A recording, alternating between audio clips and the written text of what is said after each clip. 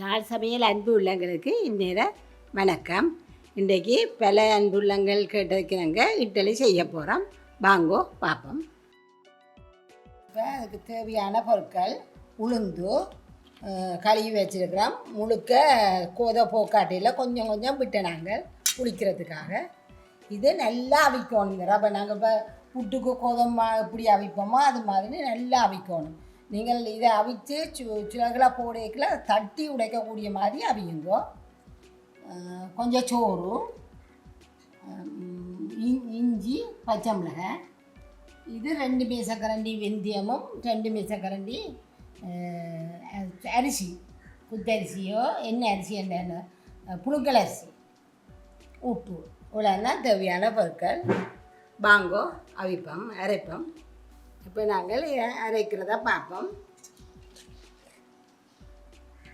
இது இந்த தோலை நீங்கள் முழுக்க போக்காட்டாதீங்கோ, கொஞ்சம் இருக்கட்டும். இருந்தால் தான் இந்த இட்லி நல்லா புளிக்கும். இப்போ நீங்கள் நாளைக்கு விடிய 6 மணிக்கு அவிக்கிறதா பின்னேரம் 6 மணிக்கிறதுல எல்லாத்தையும் அவிச்சு வையுங்கோ. இதில் அரிவாசியை முதல் கொஞ்சம் போட்டு இப்போ அரைப்போம். பேர்ந்து அரிவாசியை பேர்ந்து போட்டு அரைப்போம்.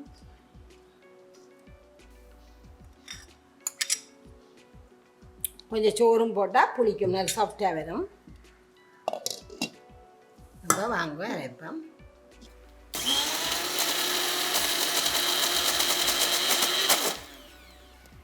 முதல் ஒரு தரம் சும்மா ஊட விட்டுட்டு இனி நாங்கள் தண்ணி விட்டு அரைப்போம்.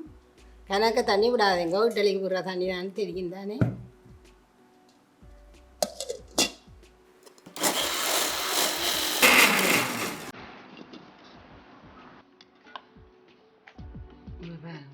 இன்னொரு காய்ச்சிங்கன்னா சரி. இப்போ நாங்கள் இதை அடிக்க முதல் இந்த சருவச்சட்டிக்குள்ள இந்த ரப்பையை போடுவோம். ஒரு சுண்டு உளுந்துக்கு 2 சுண்டு ரப்பை நல்லா அவிஞ்சுதான் இருக்கணும். நீங்கள் தண்ணி விளைக்கல இது சாதாரண தண்ணி. இந்த தண்ணியை விட்டுட்டு நாங்கள் இந்த இந்த ரப்பையை சாடியை அப்படி எல்லாத்துலேயும் தண்ணி செய்கிற மாதிரி இது அவிச்ச ரப்பையாண்டோடையா கொஞ்சம் தண்ணி விட்டாலும் பிரச்சனை இல்லை, களி மாதிரி வராது. இப்படியே இதை செய்து ஊற வச்சு போட்டு நாங்கள் அரைக்க துவங்குவோம். இது முதலாந்தரம் அரைக்க துவங்கிக்கலையே நாங்கள் இப்படி செய்து வச்சுருக்கணும். இது ஊறட்டும் கிடந்து.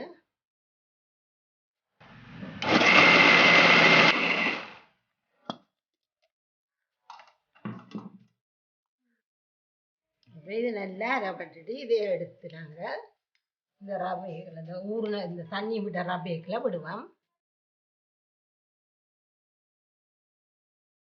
இதே மாதிரி எல்லாத்தையும் அரைப்போம். இப்போ இந்த முறை நாங்கள் இந்த வெந்தயத்தை சேர்த்து அரைக்க போகிறோம். வெந்தயம், அரிசி அதையும் இதுக்கெல்லாம் போட்டுட்டு அதே இந்த உளுந்தையும் போட்டு மிச்சம் இருக்கிற பச்சை மிளகாய், இஞ்சி எல்லாம் போடுவோம். போட்டுட்டு சோறையும் போடுவோம்.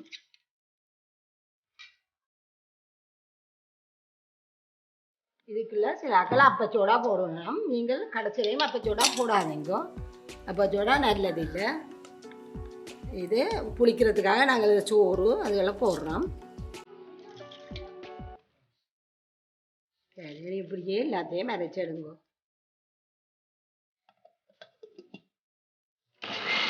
ரெண்டாம் தடவை அரைச்சிட்டோம். அதையும் இதுக்குள்ள விடுவோம். இந்த இட்லிக்கு நாங்கள் சேர்த்துட்டு இதுக்குள்ள இவ்வளோ தண்ணி விட்டு இதை கரைச்சி விடுறதுன்றதை யோசிப்போம். இப்போ நாங்கள் இதையும் இது 2ஐயும் கலப்போம். இது தண்ணி காணக்கூடிய இருந்தால் தண்ணியை அதை மட்டும் பழிச்செடுப்போம். இல்லாட்டி கொஞ்சம் தண்ணியை விட்டு கரைச்சி ஊற்றுவோம். உப்பு இப்போ போடாதீங்க, உப்பு நாளைக்கு அவிக்கேக்கில் போடுங்க. இதை கையால் நல்லா இதாண்டிங்கட்டா தான் உங்களுக்கு புளிக்கும். நல்லா கலந்து அடித்து வையுங்க. இது கொஞ்சம் கட்டியாக இருக்குது, கொஞ்சம் தண்ணி விட்டு புளி கலப்போம்.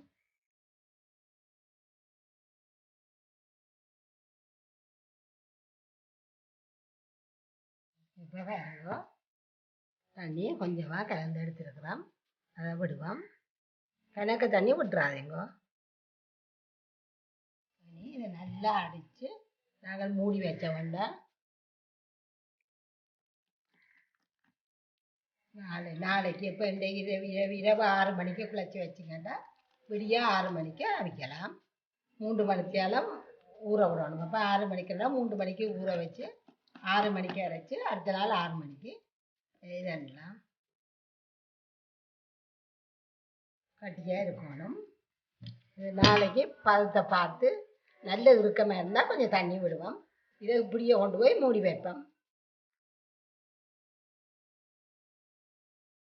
இப்போ வாங்க மாவை பார்ப்போம். புளிச்சிட்டுது.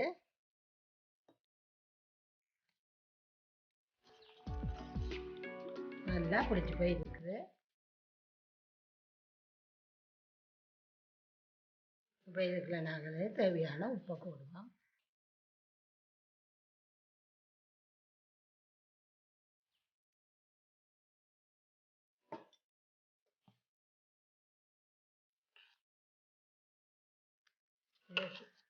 இதை செய்தோண்டு நாங்கள் தட்டுகளுக்கு எண்ணெயெல்லாம் பூசுவோம்.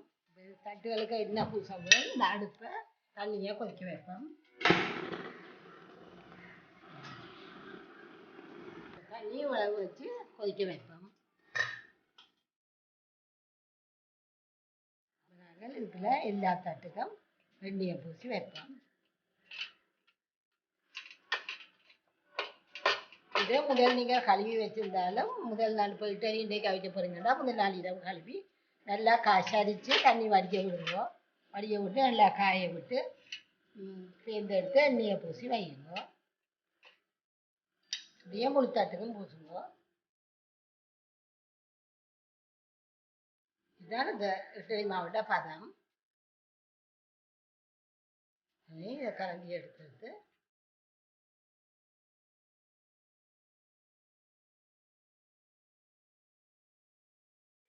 இப்படியே நாங்கள் 3 தட்டுக்களை நிரப்பி போட்டு தண்ணி நல்லா கொதிக்க விட்டுட்டு தூக்கி வைப்போம்.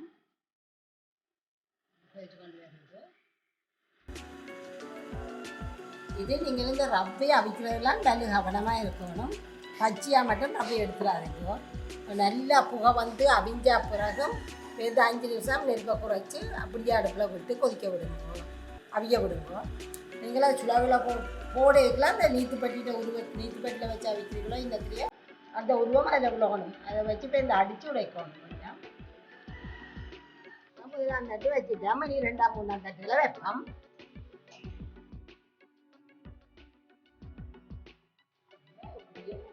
மூடி விடுவோம்.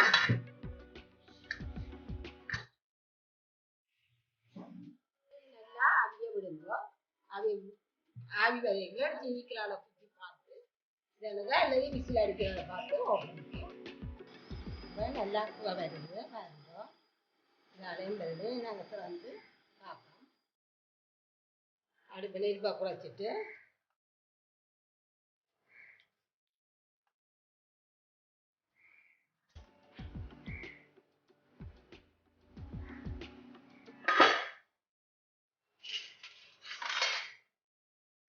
நாங்கள் இதை குத்தி பார்ப்போம்.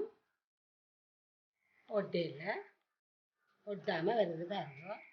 இதை நாங்கள் இறக்குவோம்.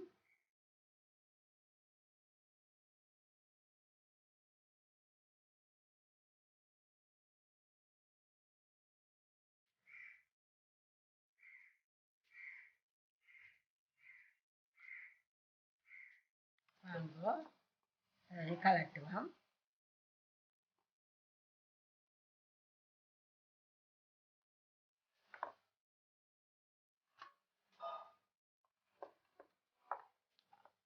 இதுலேயே எல்லாத்தையும் கலட்டி எடுப்போம்.